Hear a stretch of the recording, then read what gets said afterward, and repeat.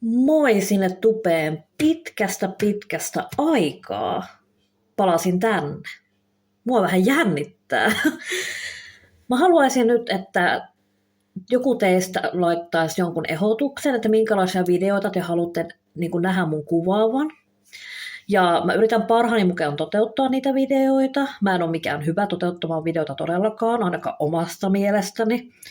Ja jos joku ihmettelee, miksi mä puhun tälleen, niin mulla on revitty 9 hammasta täältä ylhäältä, eli kaikki ylähampaat.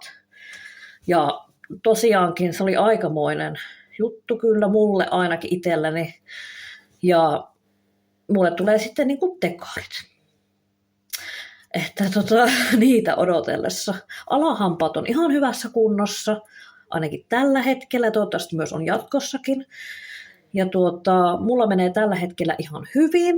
Mulla on äiti ja isä täällä käymässä mun luona, mutta mä en kuvaa heitä, koska he eivät halua olla minun videoissani. Ainakaan tällä hetkellä. Että pitää äitiltä kysyä, jos äiti joskus haluaa johonkin YouTube-videoon tulla, mutta isä ei tule. Että äiti voi olla, että suostuu joskus. Ja tässä on mun asunto. Mä asun nykyään Pieksämäen keskustan läheisyydessä.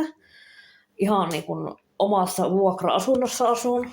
Ja oon tykännyt asua. Muutin maaliskuun eka päivä vuonna 2024, eli tänä vuonna.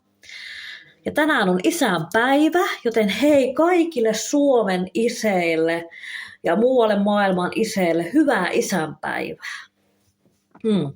Se piti myös sanoa tässä videolla. Tästä videosta tulee aika lyhyt, mutta ei se varmaan ketään häiritse. Toivottavasti ei. Mutta yksi asia, mitä mä haluan sanoa, on se, että mä en halua enää tehdä tanssivideoita. Mutta ehkä joskus mä voin ehkä kokeilla, mutta en mä tiedä, tuleeko siitä yhtään mitään. Kuten huomaatte, mä oon nykyään blondi. Mä oon joskus ennenkin ollut blondi. Ja itse mua jännittää tehdä tätä videoa. Jotenkin, en tiedä. Mulla on yöpaita jo päällä, koska kellokin on jo sen verran, että yöpaita on hyvä pitää päällä. Mutta videoehdotuksia saa laittaa ja kysymyksiä.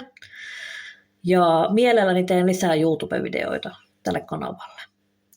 Mukavaa iltaa kaikille. Moi moi!